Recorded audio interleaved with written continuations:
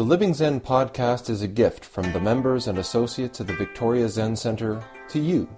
If you enjoy it, please be sure to let your friends know about Living Zen. If you'd like to support our community, here are a few ways that you can do it. Download the Living Zen podcast app for iPod, iPhone, or Android. You can also purchase additional Zen Talks by Venerable Eshu on iTunes or Amazon.com. One of the most meaningful ways to show your support is by joining our Sangha as an associate. Your commitment of $10 a month will ensure that offerings like the Living Zen podcast and our online e-Zendo will continue to be available around the world to everyone with an interest in truly living Zen. To become an associate, please visit our website at www.zenwest.ca and click on the membership tab. Thank you for your support. So tonight I just wanted to start with a bit of housekeeping. Generally, when we're practicing this form in the Zendo, during the meditation period, you should be still. So that includes right up to the end of the meditation period. So when the bell sounds, it's still we're still sitting until the clapper sound to mark the walking meditation period. We shouldn't be adjusting our posture or blowing our noses or anything like that. The Jigajitsu needs to say some things so that the newcomers are familiar with the form and can follow along so that they know what's going on. And so our way of supporting each other in practice is just staying still in those periods so that the people who need to do things can do them. We're about to stand up, we're about to enter into walking meditation, so we can just hang on for the 30 seconds more until we start, until we're able to move. Okay? Thank you. Tonight I wanted to talk about engaging with practice, or engaging with the form of Zen practice. Each of us, as we approach practice, many of us find that as we develop in our lives, as we mature as people, starting from the time that we're very young, we are engaged in a process of more and more clearly defining this thing that we call I. From the time that we're children, we're really encouraged to do this. What kind of a person are you? Do you like this or do you not like this? What kind of people do you like to hang around with? What kind of music do you like? What kind of art do you like? What kind of clothes do you like? Each of us creates this kind of combination of things, combination of likes and dislikes, of habits and patterns and preferences, and we sort of cobble them all together and we call them me. And we're encouraged by our parents and by our schools and by our culture and by our society, by our work. Encouraged to more and more clearly define that, to be more and more able to clearly describe that and explain that to other people. And as we continue to develop, sometimes we find that this clarity of definition, while it has its function,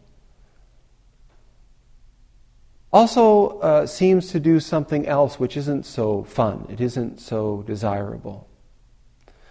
The more we clearly define what it is in here, what it is that I am, we're simultaneously more and more clearly defining what we are not, the things that we aren't, what we don't have. The more clearly we define what this is that's talking and looking out, the stronger, the more palpable the separation between inside and outside becomes. And for many people, this separation, this distance between what's inside and what's outside, between me and you, between the self and our environment, our world, becomes broader. It becomes deeper. And over time, we can begin to feel more and more isolated, more and more alone. We can begin to feel more and more that we need something that's out there, that's not a part of me in how I've defined myself. In Buddhism, this longing is called tanha, or craving. And the Buddha taught that this craving, which arises out of this separation between inside and outside, is the source of all of our suffering as human beings. All the suffering in the world arises from this separation and the craving that arises from the separation. The good news is that this separation, this distance between what's inside and outside, it's just made up. It isn't real. From the time that we're very young, we conceptualize this separation, this distance. We describe it. We call it different names. We clarify its different qualities, and we stick all of those qualities together, and we believe it. We believe it with our whole body, in spite of the fact that there is evidence to the contrary presenting itself all the time. Sometimes we can hear a beautiful piece of music, and instantly that separation between inside and outside can spontaneously dissolve, and we are immersed in the music. Where is I in that moment? Sometimes we can hear the sound of the wind or the waves or a bird singing, and in a moment the self disappears. And we experience this fundamental unification, our true nature, we call it in Zen. This is an experience of things as they are, not as we think them to be, broken up into little discrete pieces, but things as they are, as whole, one. Nothing inside, nothing outside, nothing to talk about or describe or criticize or complain, nowhere to go, nothing else to do. But after just a moment, again, we stick ourselves together and we say, oh, that was interesting. I don't know where I went. We do this when we laugh as well, when something's really funny. We forget ourselves and we are dissolved in the laughter. In the activity of laughing, in the activity of listening or singing or making art, in Zen we say that we return home, or return to the source or the origin, our true nature, Buddha nature. But this isn't something that just has to happen sort of accidentally, sneak up behind you and whack you on the head with emptiness kind of thing. This is something that we can actively engage with in every aspect of our lives. And this is something that we're doing when we engage in Zen practice. We have this ritual form. And Zen isn't a religion like many other religions in which there is a holiness or some kind of specialness to certain things. All things in this vast cosmos are one. So what is it that we're doing when we're doing this ritual form? Each and every aspect of it, each and every bow, each and every interchange, each and every relationship between two practitioners is an opportunity for us to catch ourselves making this distance. So if I'm passing incense to another officer in the Zendo, I can go through the motions of passing incense from one person to the other person, just do the job, just like I do everything else in my life. One blob that's separate from the other blob floating through this space of blob, bumping into each other as separate objects. Or I can take up the stick of incense and allow myself to become complete through the activity of meeting, of exchanging.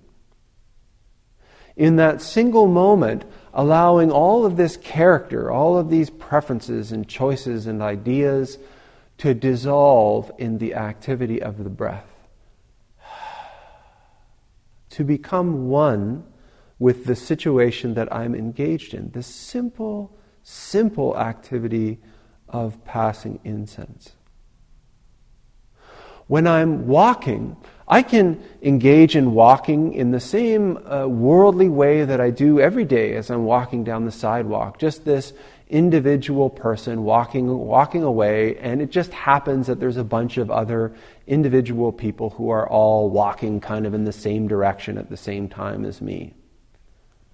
Or I can engage in this practice letting go of my fixation with this construct of myself.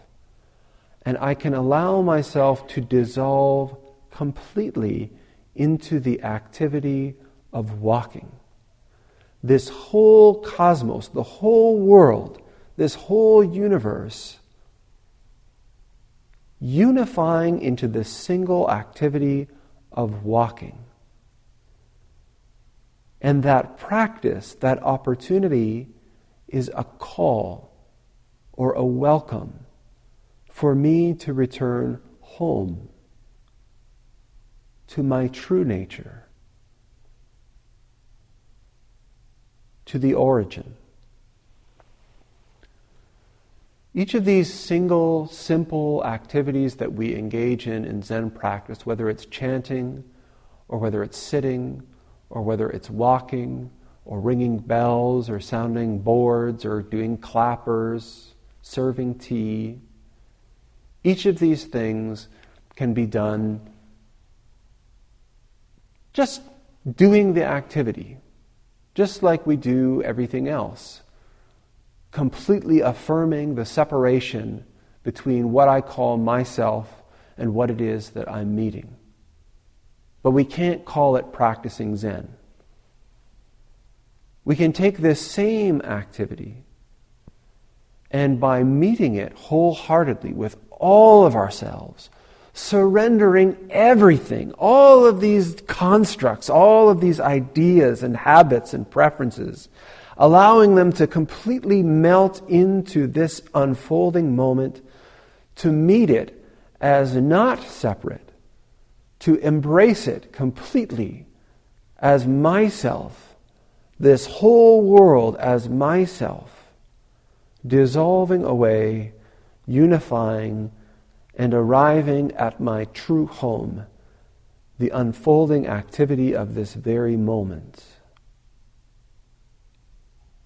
And if we're able to do this, even for a moment, as we walk, or as we sit, or as we chant, or as we serve or receive tea, then as we arise again, as we come back into this body, we know, we experientially know for ourselves that this idea of self, this idea of me being a fixed, limited, separate thing is just an idea.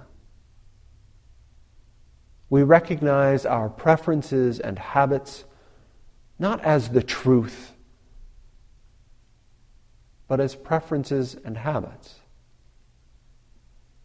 And this simple experience of unification provides us with a powerful gift.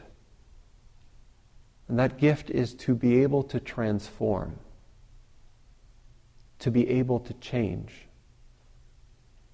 Because we know for ourselves, we know through experience that we don't have to be this way.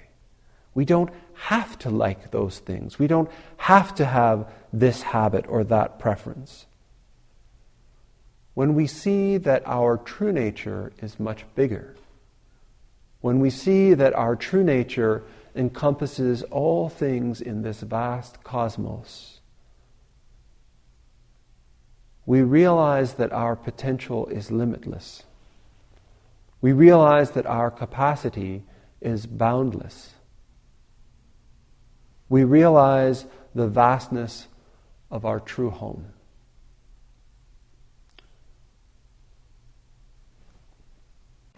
Thanks for listening to the Living Zen podcast. If you follow Living Zen through iTunes, I would very much appreciate it if you would take a moment to let me know what you think about it by rating or reviewing the podcast, so that new listeners can also hear what you have to say. Thank you for your time and for your support.